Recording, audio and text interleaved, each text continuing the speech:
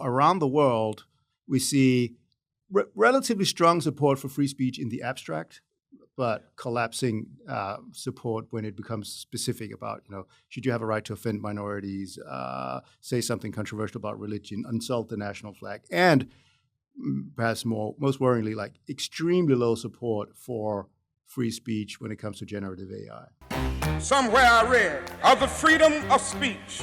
You're listening to So to Speak, the Free Speech Podcast, brought to you by FIRE, the Foundation for Individual Rights and Expression.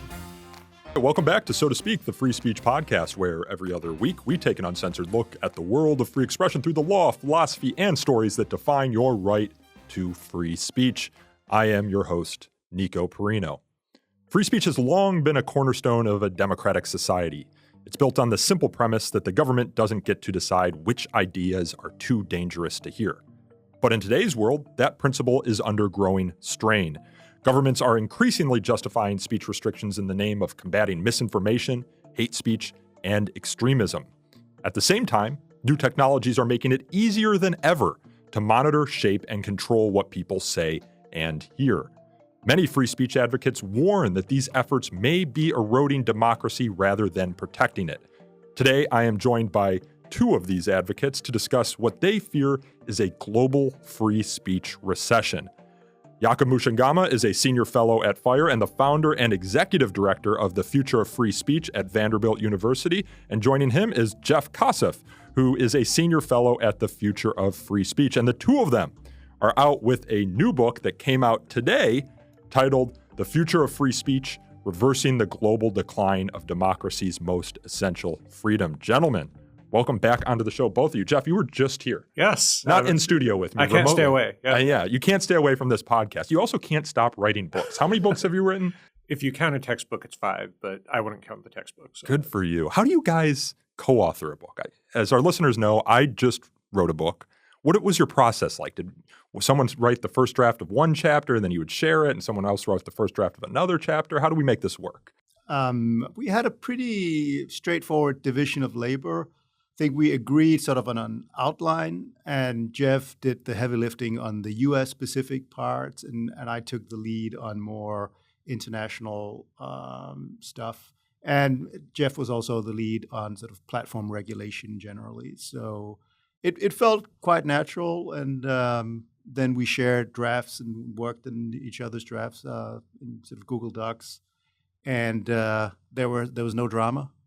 Yeah, no, it went very smoothly, and it really was great for me to get more of an appreciation of international speech regulations because I've really focused my work on the U.S. and I didn't quite realize how much I took that for granted until we learned more about what other countries are doing. Well, Jacob, most of your career was spent abroad. You're Danish, right? Yeah. And now you're at Vanderbilt University running the Future Free Speech project. So what led you to come to the United States to start up this project and ultimately to write this book? Well, I've sort of been a heretic for a while in Europe in that I favor a more First Amendment style approach to my free speech. And for me, I focused on global free speech for a while. I set up a think tank more than 10 years ago that focused on rule of law, human rights more generally. But in the past 5 years or so, free speech has been, or maybe even longer, has really been what I've focused more and more on. I wrote a book on the history of free speech. And it was always the idea that I wanted to set up a branch or whatever of the think tank focusing on free speech in the U.S. And I had this opportunity to set up a think tank at Vanderbilt. Vanderbilt reached out to me, and we're an independent 501c3 at Vanderbilt, but have a great collaboration with them. So, and I thought that would be, and it has turned out to be a really good setup. I was, we can maybe talk more about how free speech is doing in this country. Well, I was gonna turn to Jeff. I was like, interesting time for Jacob to come over to America and set up a project focused on the future of free speech. I mean, what's your assessment of the current moment for free speech in America?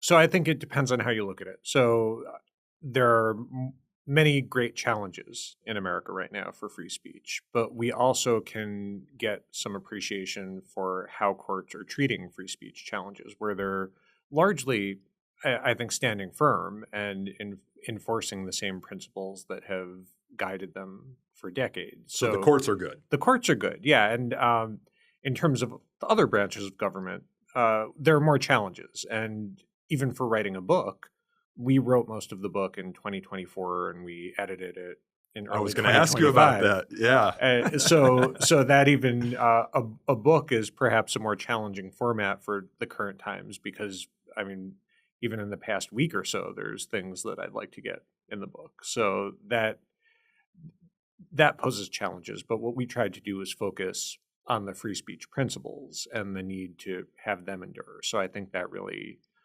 helped capture what the general challenges are. Well, you guys talk about a global free speech recession, which means we're not just having a free speech recession here in the United States, we're having one globally in democratic society. So what do you mean by that?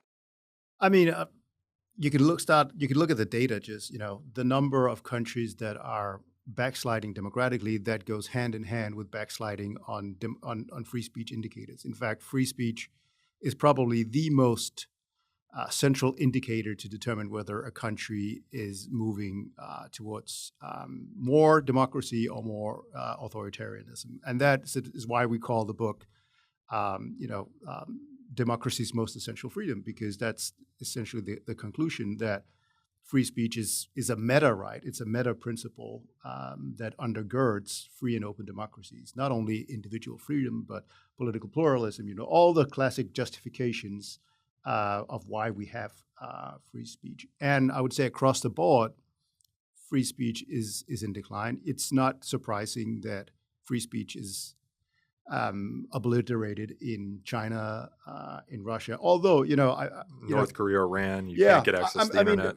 I guess the thing to say is that maybe 20, 25 years ago, we thought that new technology would essentially mean that it would become very difficult, if not impossible, for these authoritarian states to use censorship.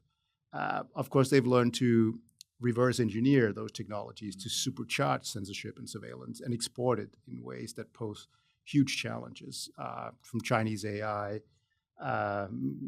to Russia's, the way that Russia now is cracking down on Telegram and so on and so forth. But in democracies that sort of the traditional heartland of free speech, you see more and more tendencies towards eroding it. Europe is a good example. Increasing focus on hate speech laws, increasing focus on platform regulation. Now, laws to save the children, focus on misinformation and so on. And so all of that just paints a picture of free speech being in this global decline. And it's been in decline for maybe 2 decades by now. Yeah, you write in the book, between 2014 and 2024, freedom of expression substantially deteriorated in 44 countries. This means that in just 10 years, about 5.8 billion people worldwide have faced increasing restriction in voicing their opinions, criticizing their governments or religious authorities, and accessing free and independent media. And in 2024, Freedom House concluded that global internet freedom receded for the 14th consecutive year, with declines in 27 out of the 72 surveyed countries. Now, is it the hate speech policing, Jacob, that you mentioned that's really driving this, a fear over the open internet and protecting children? Or are there other factors at play? I think, unfortunately, it's like a perfect storm. So it's new disruptive technology. Think about, we've had huge panics about social media. Now it's AI. Internet, social media, AI. There's been a lot of technological revolution. And all of that tends to disrupt institutional authority, and that tends to be like a backlash, an attempt to reimpose some form of top-down control. Then you have a sense that, open democracies are no longer in the ascendancy geopolitically, so there's a fear that free speech online reinforces those who want to do away with democracy and democratic values. So there's a need to crack down on that. Then you have big tech, these platforms who serve as perfect villains for crackdowns on free speech, because you're not going after the users. Oh, no, that's not. We're going after Mark Zuckerberg and so on. when in reality, I think very often it is about controlling access to share and access information of users. But it makes it very difficult when you are on the free speech side of things, because you immediately are accused of running interference for big tech. When I don't think any of us really care whether meta platforms are around tomorrow if a new competitor comes along with a better, more speech protective product. Unless we lose all of our photos, of course, right? But we're talking here about democratic societies. Presumably, the population has a voice in these policies, and so they're calling for these greater free speech restrictions. It's not just the governments that those in power, the elites that are demanding them. Yeah, so at the Future of Free Speech, we did this survey of attitudes towards free speech in 33 countries around the world, and there was a huge decline.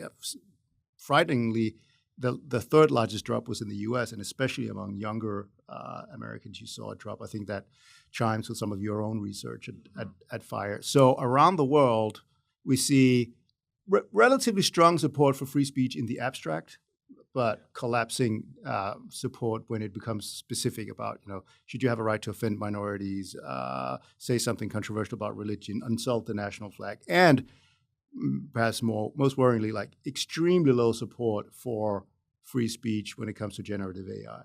All of this presumes that there was some sort of high point for free speech that we could decline from. Did we have one of those periods, Jeff? Like, what are we declining from here? What are we receding from?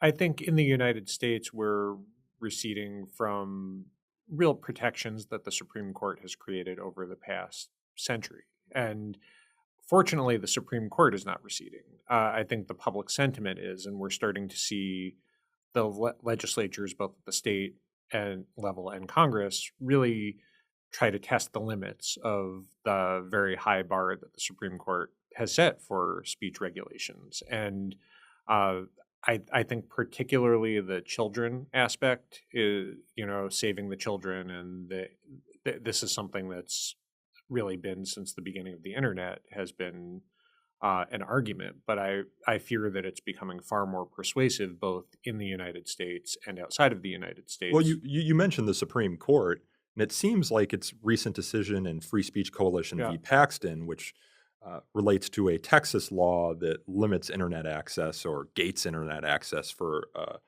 websites that feature adult content, was a backtrack or a recession from its decision in the Reno v. ACLU case in the late 1990s. It was, and they tried to distinguish it. I don't think they did a particularly good job. Mm-hmm. I mean, there's some who would say that Reno is effectively null at this point. I wouldn't go that far, but well, let's hope not. I hope not yet, but we still have some time. I would say even the TikTok opinion was a recession, but I worry that force of the Supreme Court saying maybe the internet is a little different in terms of needing more regulation. I think there's a very real danger in that. And I mean, the Supreme Court is not static. There can be new members and they might have different views on it. I think there also are some really positive developments. I think the Net Choice v. Moody case was overall a pretty good, even though they sort of punted on the big issue. There was some good language. This was the case dealing with Florida and Texas, which wanted to impose some restrictions on how social media companies could moderate content, for example. The Supreme Court said, no, this is an editorial choice. These are private companies.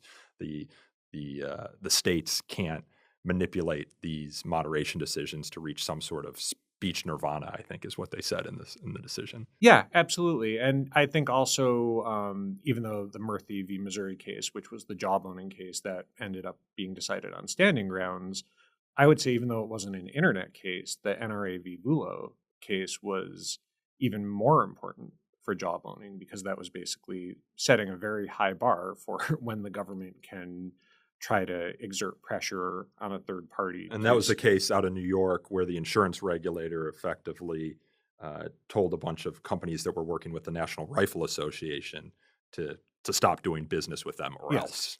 Yeah, and I think that's going to be very useful against government job owning in the future. So I It's still been have useful hope. in the law firm cases, right, Yeah, where President Trump absolutely. has signed executive orders restricting the ability of law firms to enter courthouses or do business with the federal government, things like that.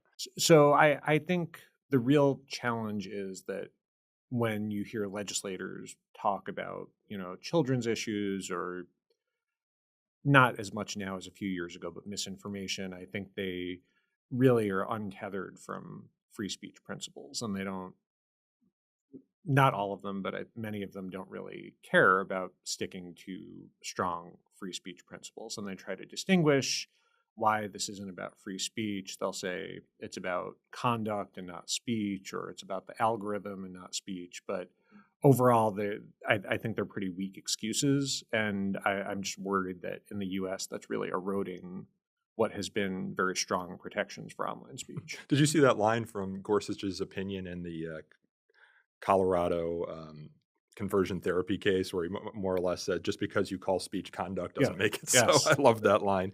But the courts are one thing, right? The courts in enforcing constitutional principles are enforcing, in many ways, non-democratic principles, right? No matter what the democracy or the population wants to do, you can't infringe these rights. But legal principles can change. Precedent can change. In the first 140 years in this country, the Supreme Court did very little to protect First Amendment rights. Where is the culture at in America? It's not great.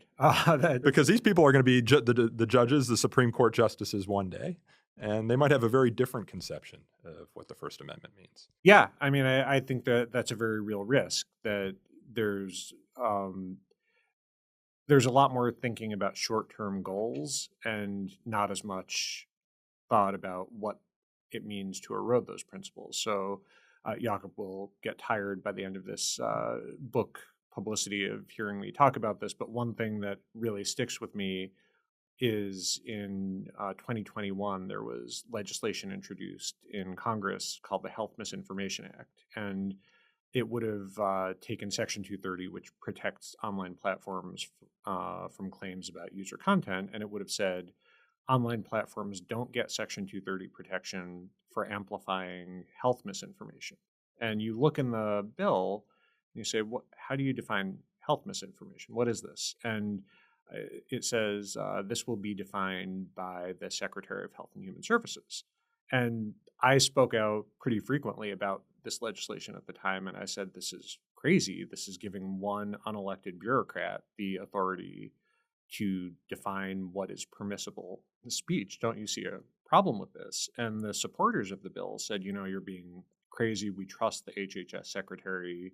And I said, well, but don't you think there might be an HHS secretary who you disagree with who might eventually be in office? And I said, no, you're being dramatic. What are you talking about? And I think even within a few years, you look at how crazy that position is. And they were thinking about the very short term. We're concerned about vaccine misinformation. And they were willing to throw away these great safeguards that we have because they didn't like certain content that was posted. And I think that's really dangerous.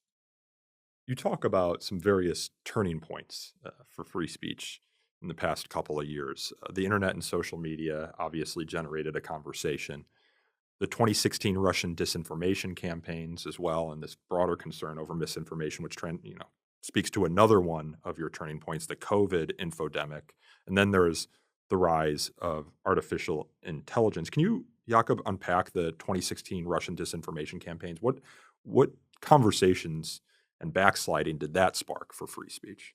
Yeah, it was a perfect storm on sort of both sides of the Atlantic because you had Brexit and the 2016 election close together. And so the narrative that started was that it was essentially disinformation in the U.S., Russian disinformation. In Brexit case, it was Cambridge Analytica, and sort of these claims that is in the United States, Russian disinformation had essentially had a significant, sometimes decisive influence on the election. In other words, when people logged on to their social media feeds and they encountered Russian disinformation, they magically changed their mind from being Hillary supporters to voting for Donald Trump. There were no that was the main issue.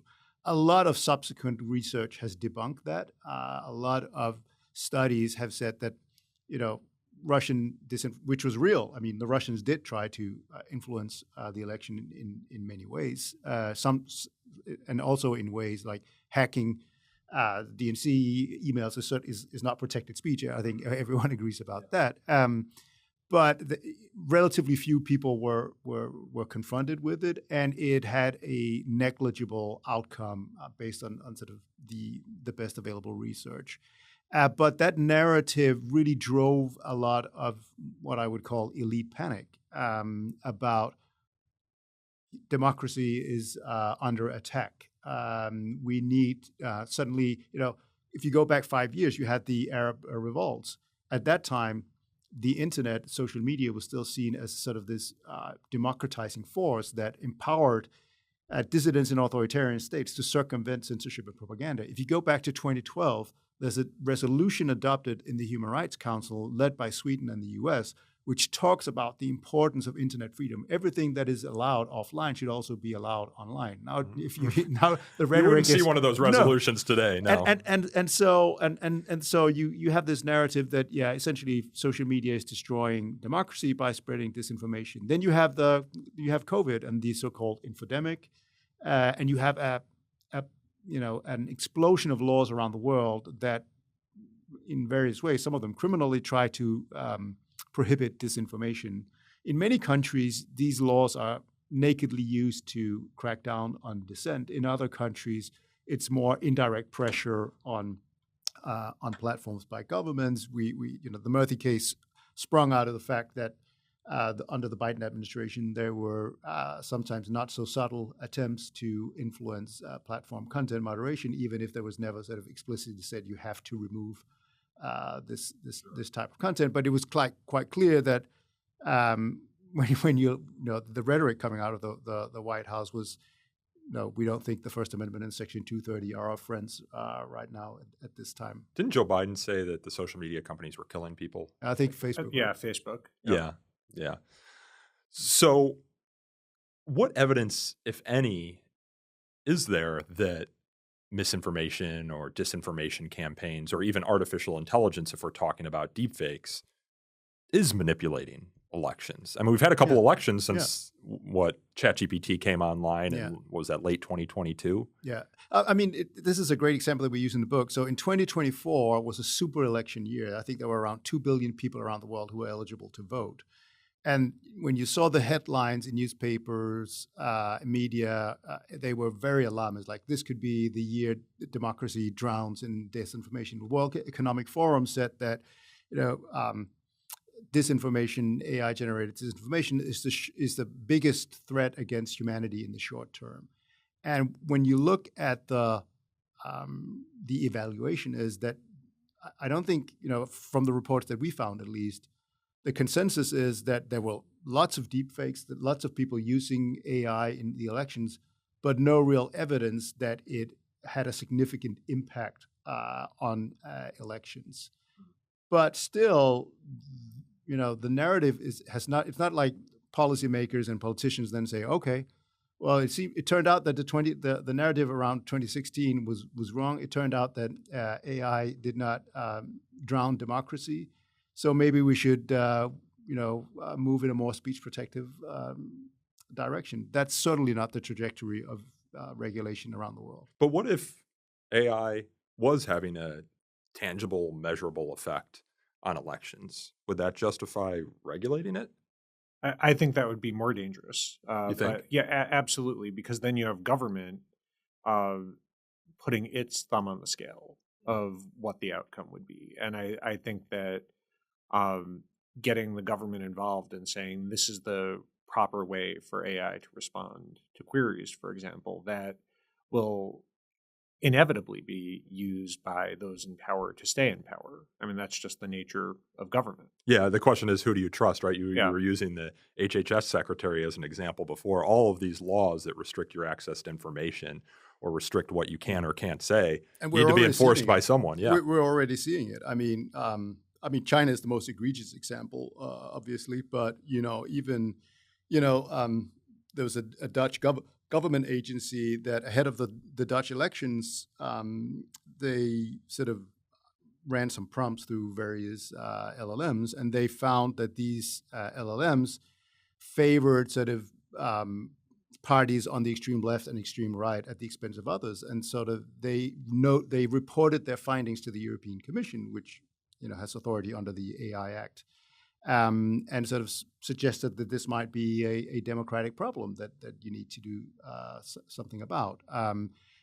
The counter question is then, okay, let's just assuming that you did your prompts in a way that is scientifically rigorous.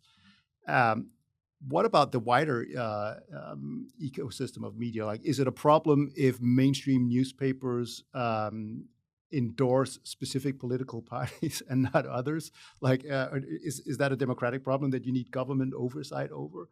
I mean, I've just found people are reluctant to extend First Amendment protections to artificial intelligence or anything that's produced by them. And we don't argue in the book that we don't make the argument that the companies or the LLM has human rights, but that first and foremost, we as users have a right to access information. And this is actually a point where international human rights law has explicit guarantees that on paper sound stronger than the First Amendment, because human rights law says that free speech includes the right to share and access information across borders and regardless of media. So that is essentially says, okay, whether it's social media, whether it's AI, you have a right to access information. Government shouldn't interfere with that. Is that one place where international law might be a little bit stronger than law in the United States? Because, Jeff, we have a lot of really good law in the United States, First Amendment law, that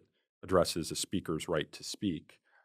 We have some case law addressing people's right to access information. The first time a federal speech restriction was struck down by the Supreme Court on First Amendment grounds was 1965 in Lamont v. Postmaster General, and that was a case involving restrictions that the post office placed on accessing communist literature. I think it was the Peking Review was at issue in that case. So the first time that we struck down a federal speech restriction involved the access of readers to information. But since then, it seems like it's somewhat of an undeveloped area of law. Yeah, I find myself citing Lamont quite a bit. And I wish we had more cases like that, at least at the Supreme Court level. So, especially in the AI age, if you want to extend First Amendment free speech protections, obviously what gets produced by artificial intelligence is somewhat created by the people who develop these LLMs and train them.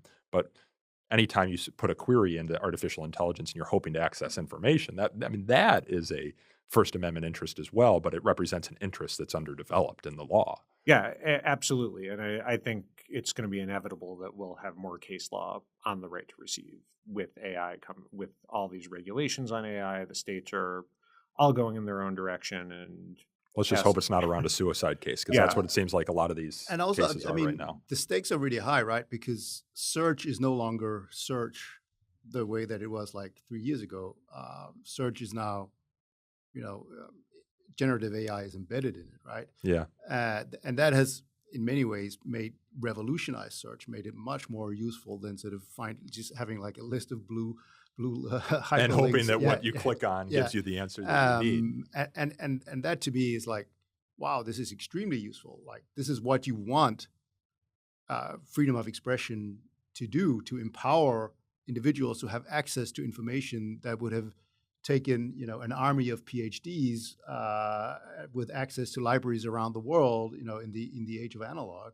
Suddenly you can do that now. Of course, you still have to be critical. There'll be hallucinations. Some information will not be as rigorous. But if you do a good job with your prompts and use the best available models, you can get incredible research at the fingertips. And I think that's a huge net benefit to society. Well, we used to have this saying, I think we still do you believe everything that you read on the internet?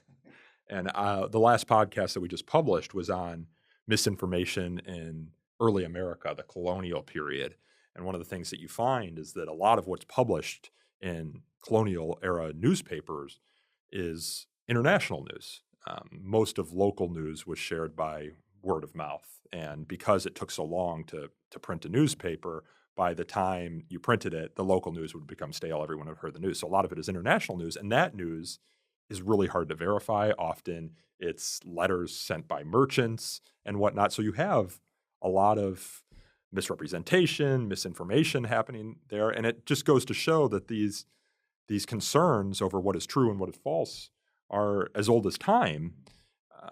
And over time, you develop systems by which you can check, or media literacy is developed. No longer am I really believing the Nigerian prince who says he has $1 million for me, for example. But it seems like right now we're so fearful of artificial intelligence that we don't want to wait for media literacy. The risks are too high, so to speak. And Jeff, if we don't extend First Amendment protections to the outputs of this artificial intelligence, what are the risks? Presumably then, if they don't receive First Amendment protections, the government can order AI companies what they can or cannot produce in the outputs? Yeah, I mean, I think it's the concerns that we've seen in other countries where the government does have the power to affect the outputs. And no discussion of Tiananmen Square out of an LLM from China. Yeah, and I mean, I think regardless of your partisan affiliation, that should terrify people to think about the role that AI is playing now and what it will play, then letting the government effectively be the programmer to determine what people see, what people hear.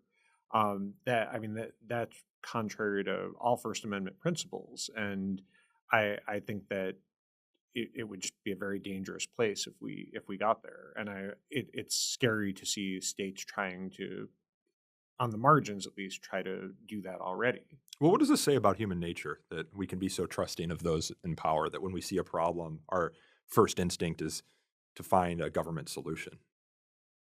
I think it's. I mean, free speech is robust. Principled free speech has been around for a very short time, right? And in many ways, it's a counterintuitive principle. You know the history better than anyone. You wrote a book about it, the authoritative book on it. So I think it's, sometimes obviously those of us in the free speech space also have to, take a reality check and just recognize that free speech might be celebrated in the abstract, but for most people, it just becomes counterintuitive when the abstract seems like a very concrete threat.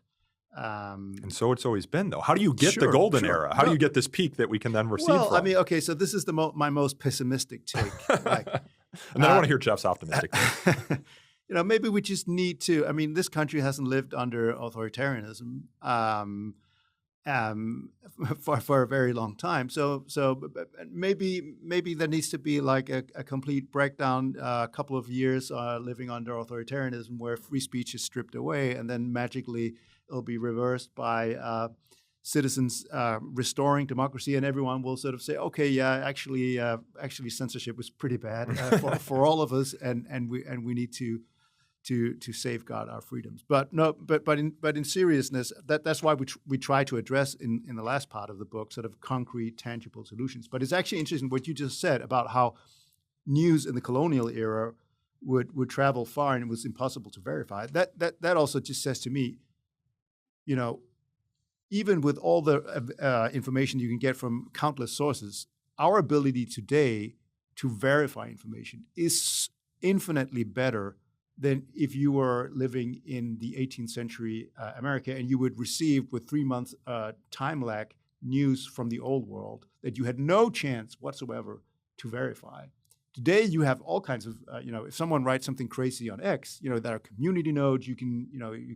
There are other sources, news sources that you can check. You can use LLMs and so on. Yeah, when I see something crazy on X, one of the first things I do is go to see if the Associated Press or Reuters or the New York Times or the Wall Street Journal reported on it. But I think a lot of people just kind of accept what they see on the internet, as they always have, uncritically. And I think that's what people fear the most. That's why you get things. But this points to something like most people say, I'm not gullible. I can see through. It's always the other guy. I can see this, but the others, like the unwashed mob, they are too stupid, and that's why we need someone with my ideas to be the guardian of truth and veracity. And is that what Europe's trying to do? So you talk about the EU Digital Services Act and UK's Online Safety Act. Do they deal with mis and disinformation, or is it mainly just protecting people from, mainly kids, from harmful content online?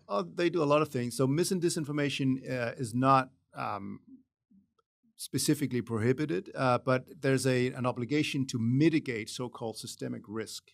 And systemic risk can also be disinformation that relates to democracy, health, and so on.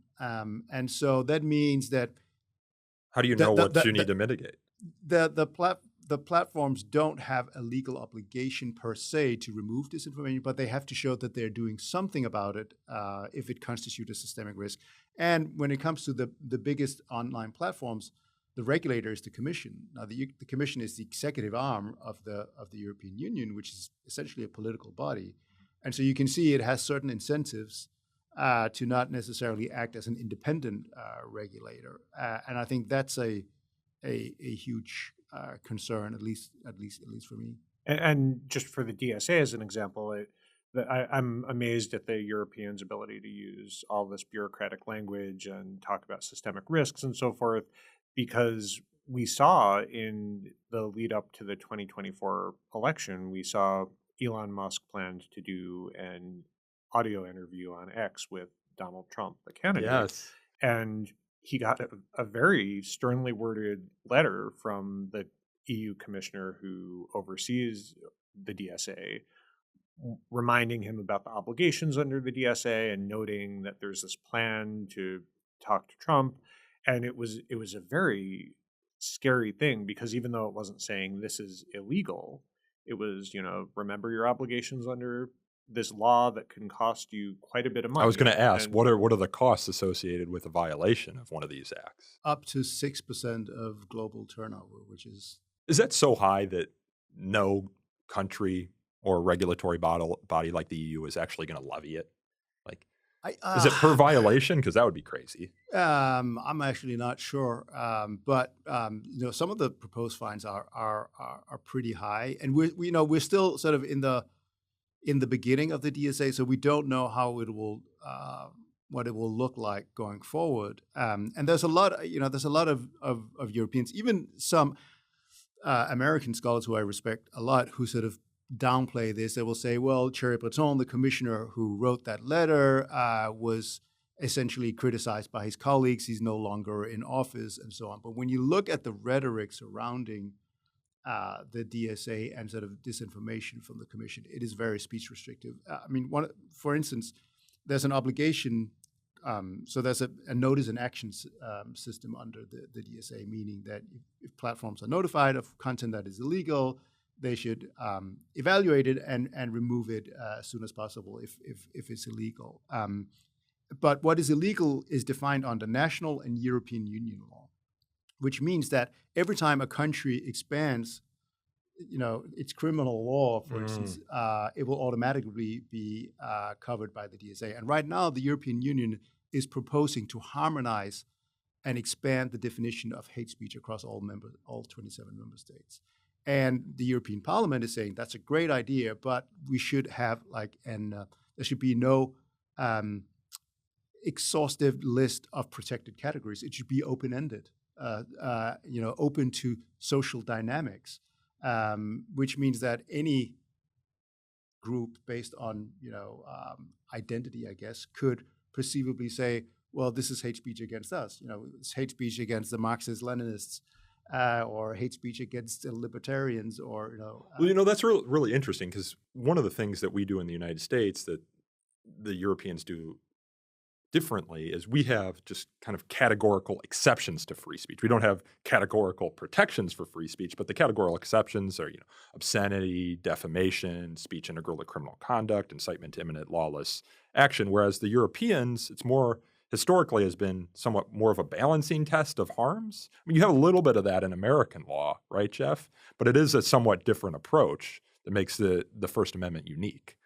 Absolutely. And I think that having exceptions to the rule rather than have the rule being this vague balancing test is one of the real strengths of the American system, and it's something that I really appreciated much more after writing this book, because I didn't realize how vague other countries could be in terms of what they protect. I thought, oh, well, things are protected by default, and then there are some narrow exceptions. And I learned, no, that's not really the case in most of the world. Well, one of the things you talk about here, you write in the book, despite clear differences, unsettling parallels are now emerging between democracies and authoritarian states. The systematic policing of online speech, the growing use of hate speech laws to punish dissent, and the targeting of religious, ethnic, and national minorities. While these tendencies are far more severe in countries like Russia, Venezuela, and Rwanda, democracies are moving closer to this model than the other way around. How are these authoritarian countries using hate speech laws in particular in ways that are now being modeled by democratic societies?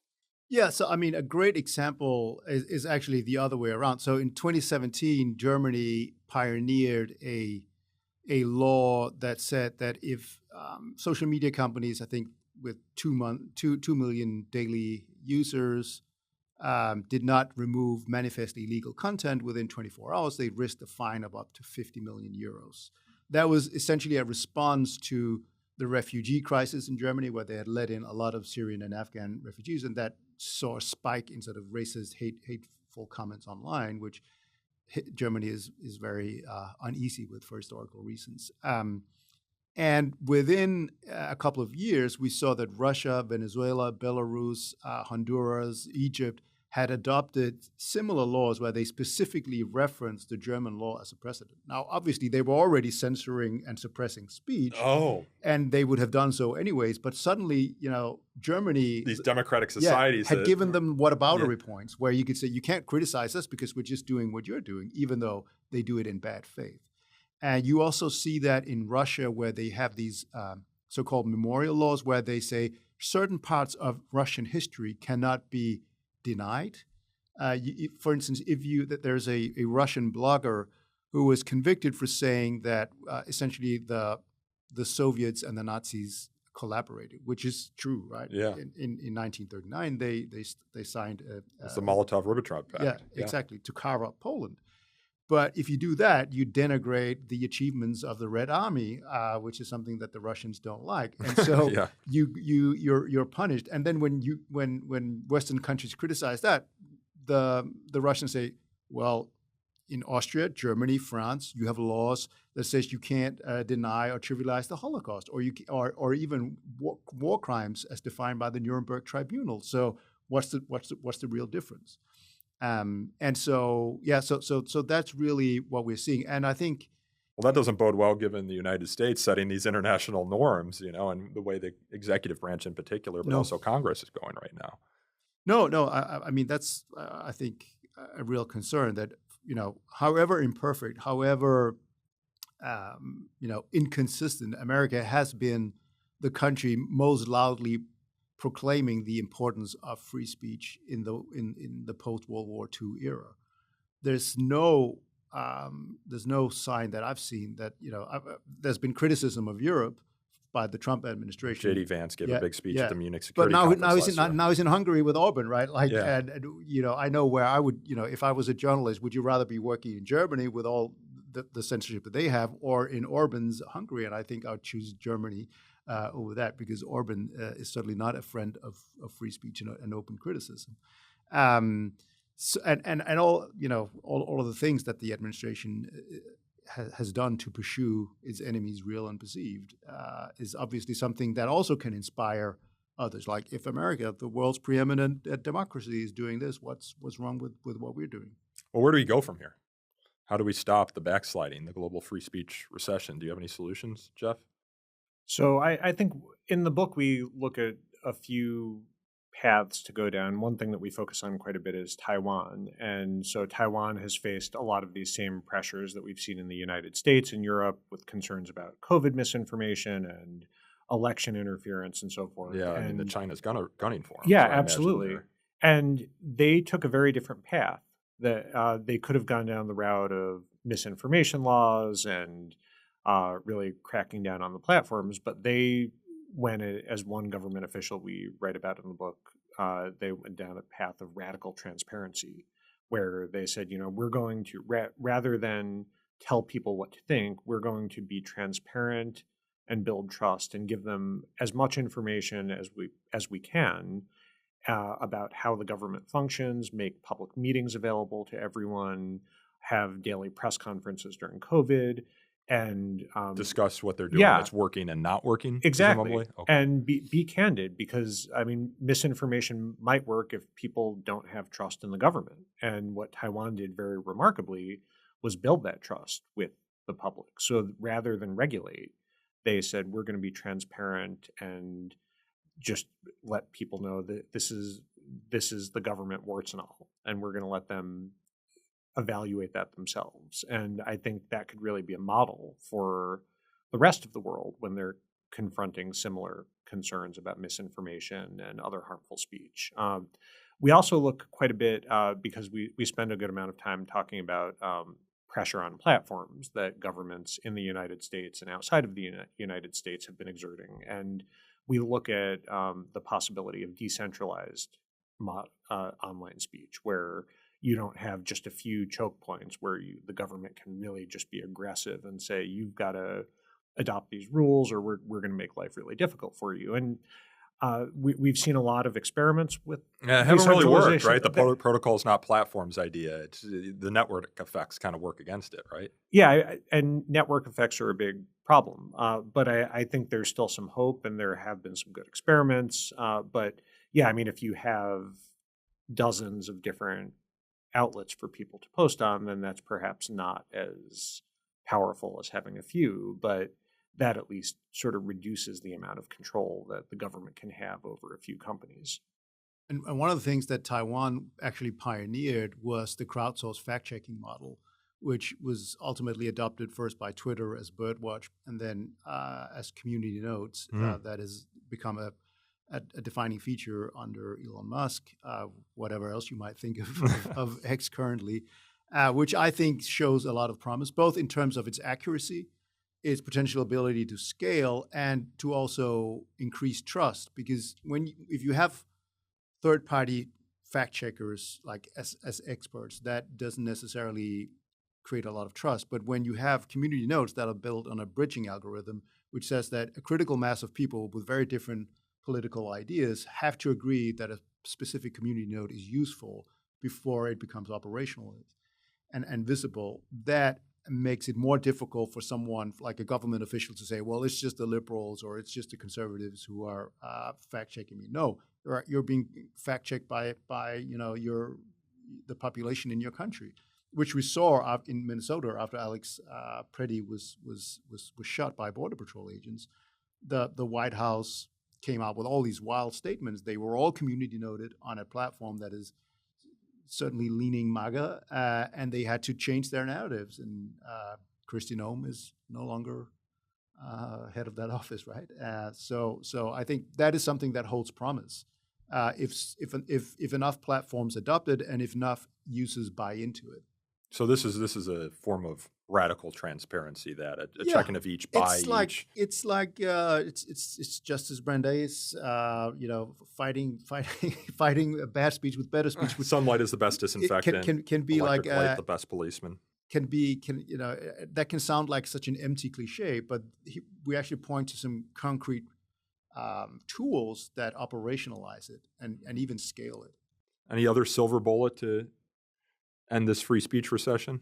Well, I'll put a plug in for anti-SLAPP laws. Strategic lawsuits against yes. public participation. These are when often rich and powerful people file a lawsuit knowing they're going to lose that lawsuit in the end in order to chill or prevent someone from speaking again in the future. Yeah, and it costs a lot of money to defend against these sorts of lawsuits. It does, and we've had some countries and in the U.S., we've had states to varying degrees of strength pass laws that make it easier to get the cases dismissed, to get attorney's fees, to freeze discovery. And I think that those sorts of laws really can help, at least in some cases, allow people to speak without fearing this ruinous liability. And then something that FIRE does really well, it's which I think is crucial on the part of us who see ourselves as free speech advocates and defenders, that we have to be consistent and principled when the political winds change. Because otherwise, the general public will be cynical about it. You're stooges for one side or the other. And as you know better than anyone, it's often a thankless job. And it's very thankless, yeah. but I think that's, when you create a record over a long time where you actually show that you're principled and consistent, that actually has a better ability to change hearts and minds. And I think that is absolutely necessary. Unfortunately, I think there was like a whole cottage industry of free speech tourists, if you like, whose principles have completely imploded. And I think that does not help the cause. Yeah. Over the past 10 years, there was that cottage industry that at the time wasn't a cottage industry. You try to assume the best intentions, but we were locking arms with a lot of folks on the free speech fight, particularly on college campuses, fighting against the excesses of particularly the progressive left. But now that power has shifted, the vibes have shifted, you have a Republican president, you have 2 Republican houses of Congress. I wouldn't say necessarily a lot of these folks that we've locked arms with are always defending the censorship. They're just remaining very quiet. Yeah. And some are defending It's like, I was careful with my language there. Yeah. Well, the other side started it, which is like the sandbox argument. Yeah. So it wasn't a principle. It's okay to do it if the other side did it first. Yeah. It just doesn't make and where do you start? Like where do you start the tallying up of which side started it? Yeah. Do we go back to the Federalists in 1798 and say, well, they started the censorship first? And then everything from there on forward is tit for tat. Yeah. I don't know. But that has been one of the great disappointments of the last couple of years, or all these so-called free speech warriors who are not. And I think that gives free speech a bad rap. Yeah. People see it as just a political tool to win victories in the short term, rather than this principle that needs to be vindicated, because it's what differentiates America or any other country from those who would prevent you from being who you are and speaking in your mind. So again, very disappointing. Are you guys taking this book on the road, or just to this podcast? We're going to. We did a podcast. This is our second podcast today. We did Politics and Prose pre-launch yesterday. We're doing a Cato live event, book forum, on Thursday. I think we have we have like 7 podcasts lined up this week, and then we're going to New York next week to record something with the good Nick Gillespie. I heard, Mr. Farber's Loft, I heard. Yes. So. Cool. Well, thank you guys for coming into the studio here again. The book is The Future of Free Speech, Reversing the Global Decline of Democracy's Most Essential Freedom. I have the galley copy here, uncorrected proofs, but it is available today. The authors, of course, are in studio with me, Jacob Mchangama and Jeff Kosseff. Gentlemen, thanks again for coming on the show. Thanks so much. I am Nico Perino, and this podcast is recorded and edited by a rotating roster of my Fire colleagues, including Bruce Jones, Ronald Baez, Jackson Flegel, and Scott Rogers. The podcast is produced by Emily Beeman. To learn more about So to Speak, you can subscribe to our YouTube channel, our Substack page. All of these feature video versions of the conversation. We're also on X, where you can search for the handle Free Speech Talk. If you have feedback, you can send that to sotospeak@fire.org. Again, that is sotospeak@fire.org. And if you enjoyed this episode, please leave us a review on Apple Podcasts or Spotify. Wherever else you get your podcast is fine as well. Reviews do help us attract new listeners to the show. Speaking of algorithms, it helps juice the algorithm, helps more people find the show.